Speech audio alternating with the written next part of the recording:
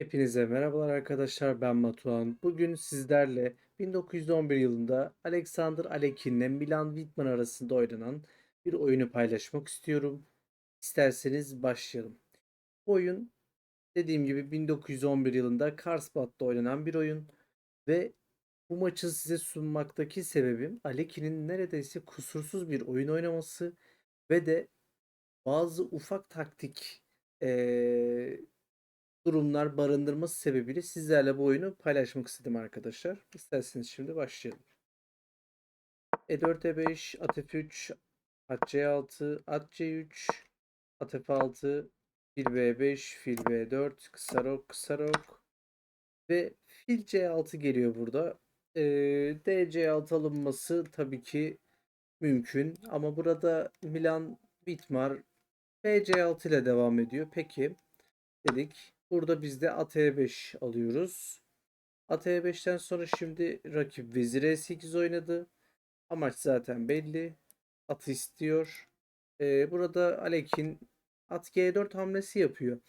Şimdi at G4 hamlesi düşündüğünüzde biraz hatalı bir hamle oluyor. Çünkü burada şimdi düşündüğünüzde E4 piyonunu veriyorsunuz gibi oluyor. Gibi ama yine de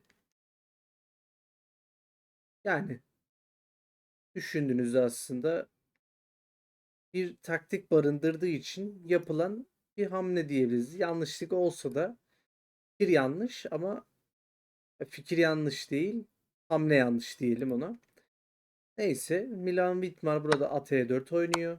Burada at H6 hamlesi geliyor ve bu hamle kesinlikle çok muhteşem bir hamle. Yani çift ünlem bu. Sebebi. Şimdi siz GH6 alırsanız hem kanadı dağıtıyorsunuz, şah kanadınızı dağıtıyorsunuz. Diyelim ki aldınız. GH6, vezir G4. Şimdi bunu bir şeyle kapatamıyorsunuz. Şah H8'den sonra da atınız düşmüş oluyor. Ve de atınızın düşmesine binaen burada at F6 tehdidiyle geliyorsunuz.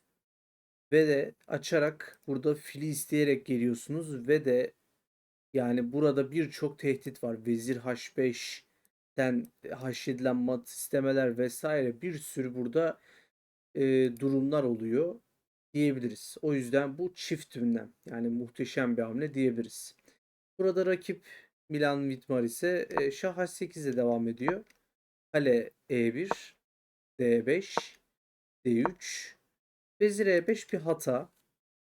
Vezir E5'in aslında bakıldığında bir amacı gözükmüyor. Yani neden böyle bir hamle yapıldığına dair bir fikrim yok.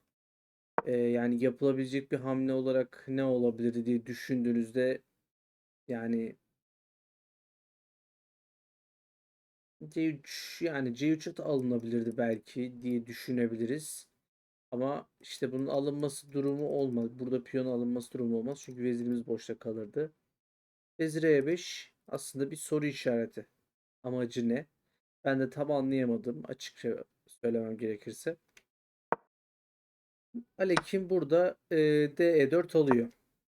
D4, A3, DC3'ten sonra bu A3 hamlesi de bu arada bir ünlem. Çok iyi bir hamle olarak. AB4'ten sonra CB2 ve burada at F7 hamlesi geliyor ve siz burada bu kaleyle bu atı alamazsınız. Çünkü vezir D8 olayı tamamen bitirecek duruma gelirdi. Vezir E8'e zaten alıyorum. Tekrar kaleyi koyduğumda ise burada mat oluyorum. O sebeple burada Milan Vidmar şah G8'e devam ediyor ve kale AB1. Şimdi diyebilirsiniz ki vezir neden almadık? Çünkü vezir alsaydık tekrar zaten kaleyi alarak vezir çıkmış olacaktı ve taş önde kalacaktı. Bu sebeple bu veziri alamıyoruz. Şimdi kale F7'den sonra burada e, tabii ki fil B2 daha mantıklı gözüküyor. Bu çaprazda fil etkili olabilecek. Böylece fil B2'den sonra vezir G5, vezir D3'ten sonra burada fil E6 geliniyor ama fil D4'te şimdi hem Şu tarafa yani bu piyona bir bakış atıyoruz. Hem buraya bir bakış atıyoruz. Yani fili merkezileştirmiş olduk böylece.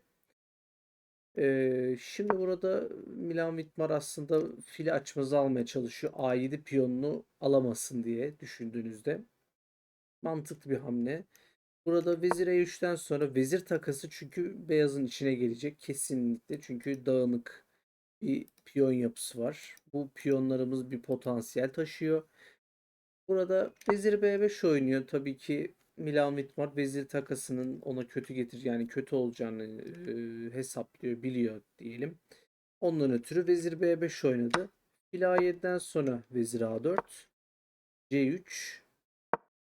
Burada fil C4'ten sonra fil D4 ile tekrar merkezi konumuna gelmiş oldu beyaz fil. Peki şimdi kale A8'den sonra yani ne yapılabilir diye düşündüğünüzde vezir D2 oynuyor Alekin ama H6, H3, vezir B5, kale A1'den sonra şimdi kale A4, vezir C2 ve burada kaleler kırışılıyor. Peki şimdi burada düşündüğümüzde kim iyi kaldı? Beyazlar kesinlikle iyi kaldı burada. Çünkü iki tane burada potansiyel piyonumuz var. Ondan sonra buraya A8'e yani 8. yataya sızabilecek bir kalemiz var. Filimiz merkezi bir noktada. Çok yani nokta atışı bir şekilde her yere bakabiliyor. Vezirimiz deseniz zaten birkaç manevrada yani sızabilecek bir vaziyette diyelim. Peki şimdi burada siyahlar nasıl devam edebilir diye düşündüğünüzde siyahların burada yani baktığınızda bir hamlesi yok aslında. Çünkü yani şimdi oynayacak bir hamlesi var aslında fil D3 ama yani çok büyük bir tehdit değil doğrusu yani. Çünkü kale A8 var. Şah H7'den sonra vezir A2 kaleyi isteyerek geldik. Tamam. Vezir H5'te kalemizi koruduk diyelim. Bir de vezir D1 şah istiyoruz. Örnek veriyorum. Beyazlar ne yapıyor? Vezir E6 ile artık buraya ufaktan sızmaya çalışıyor. Peki. Bir F1. Bu hamle kesinlikle çok mantıksız bir hamle bu arada. Kesinlikle bir amacı olmadığını söyleyebilirim. Burada şimdi kale A5'ten sonra veziri artık buradan kovuyoruz. Vezir D1'den sonra şah H2. Fil G2'den sonra şah G2. Bunun da kesinlikle bir amacı yok. Artık burada oyunun son demleri zaten. Kale F7'den sonra vezir G4. Vezir D3'ten sonra da kale F8 Milan Widmar'ın terk etmesine sebep olmuş. Şimdi neden terk etti? Ben kaleyi alamıyor muyum? Hayır. Kaleyi alamıyorsunuz. Vezir G'den mat alıyorum. Peki ne yapılabilir? Vezir B1 yapsa diye düşündüğünüzde eee, yani şah G2 ya da şah H2 var. Şah H2'den sonra şimdi burada hani nasıl diyeyim size G5, G6 gibi hamleler yapamıyorsunuz. Kalenizi şöyle bir gelmeye çalışsanız burada yani şahı geçtim zaten kaleye boşa koydum fark etmeden. Burada yapabileceğiniz bir hamle yok yani açıkçası yani. Evet. Kale E7 güzel gözüküyor ama burada vezir F5'ten sonra sanki artık burada işimiz bitiyor gibi geldi bana. G6 ile tutmaya çalışsanız da kale A8 ve mat oluyorsunuz burada zaten. Yani evet. O yüzden burada kale F8'den sonra terk gelmiş ve Alekin bu oyunu 96.7 doğrultuda oynuyor ve muhteşem bir maç. Kesinlikle Alekin'in 19 yaşında olduğunu burada belirtmek istiyorum. 19 yaşında %96.